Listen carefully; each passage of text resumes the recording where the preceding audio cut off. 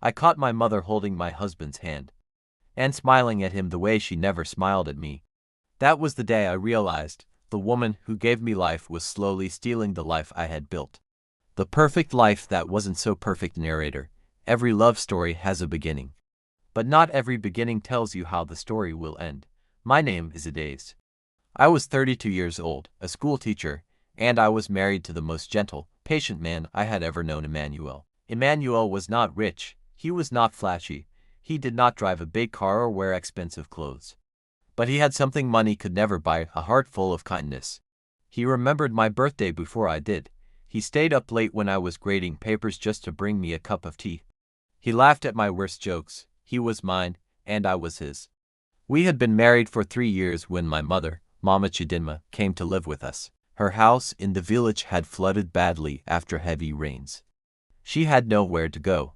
Emmanuel, without thinking twice, sighed, "Mama should come and stay with us. She is family." I loved him for that. I should have been more careful. When Mama moved in. Narrator. A guest is like rain, beautiful when it comes, but dangerous when it refuses to leave. In the beginning, everything was fine. Mama cooked. Mama cleaned. Mama prayed every morning at 5 a.m., so loud that the neighbors could hear her. She was a strong woman, the kind of woman who carried pain quietly and served others loudly. But slowly, very slowly, things began to change. I started noticing small things. When Emmanuel came home from work, he no longer called my name first. He called Mama's. "Mama, I'm back. What did you cook today?" Mama would laugh, and it was not the tired, broken laugh she gave me. It was a full, warm laugh, the kind of laugh I had not heard from her in years. At the dinner table, they talked about everything, about the news, about the village, about life. And I sat there, between them, feeling like a stranger in my own home. One evening, I came home early from school. I walked into the kitchen and saw Emmanuel washing the dishes while Mama sat on a stool beside him, telling him a story about her childhood. He was laughing so hard that tears ran down his face. I stood at the door and watched. Neither of them noticed me for almost a full minute. That was the first time the pain came, a sharp, quiet pain, right in the center of my chest. The whispers inside my head. Narrator. Sometimes the most dangerous enemy is not the one in front of you. It is the one inside your mind. I told myself I was being foolish. She is your mother, Adaze. He is being respectful. This is a good thing. Stop being jealous of your own mother. But the whispers would not stop. I watched how Mama looked at Emmanuel when he was not looking. It was not a romantic look, not exactly. It was something stranger. It was the look of someone who had found something they had always wanted. Something they felt they deserved. I began to remember things I had buried long ago. Growing up, I was never Mama's favorite.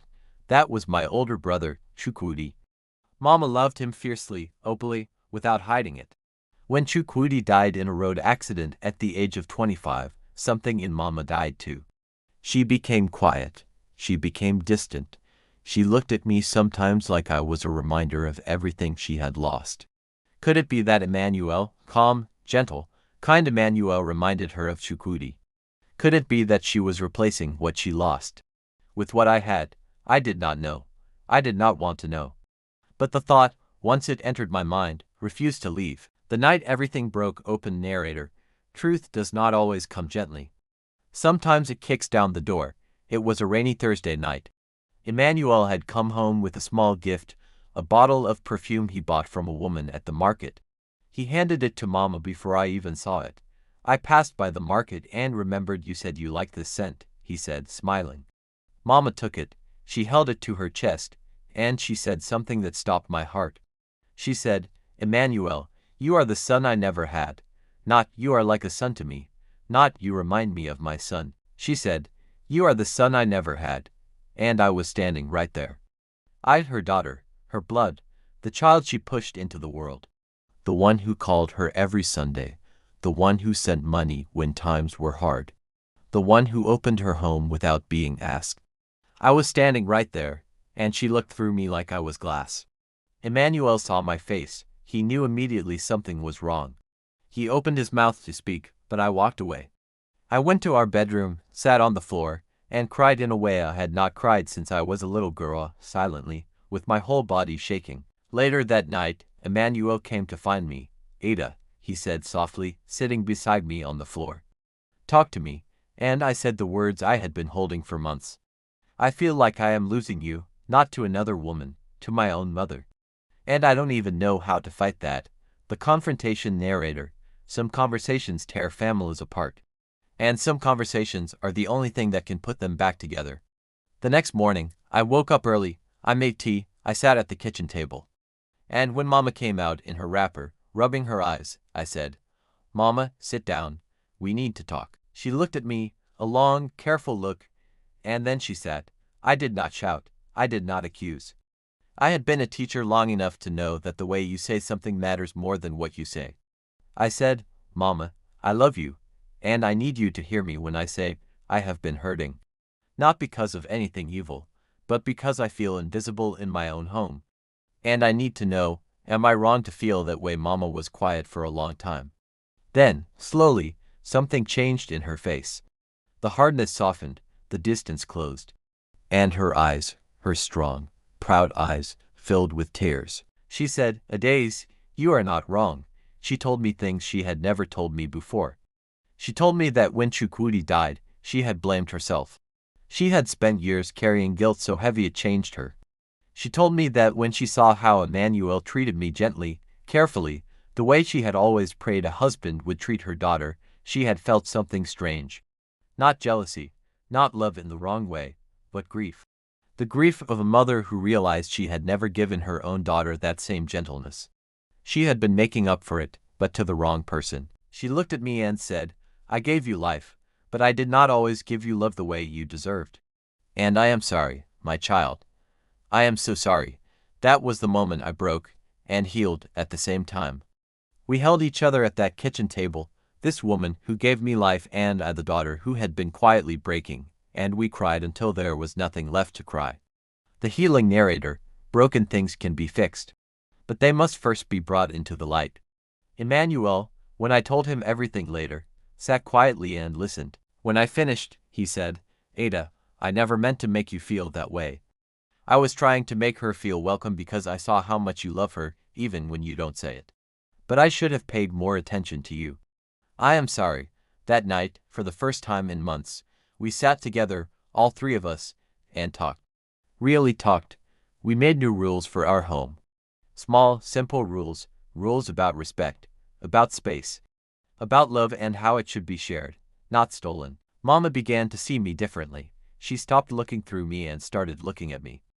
And slowly, I saw in her eyes something I had waited my whole life to find: pride. Real, genuine pride, for me, for who I was. She started telling me stories again, the same way she used to when I was a little girl before the world became heavy. She held my hand when we walked to church. She braided my hair one evening like I was a child again, and we laughed until our stomachs hurt. Emmanuel watched all of this and smiled, quietly, the way only a man who truly loves his family can smile. The lesson. Narrator. Every storm has a reason, and if you survive it with your heart open, it will leave something beautiful behind.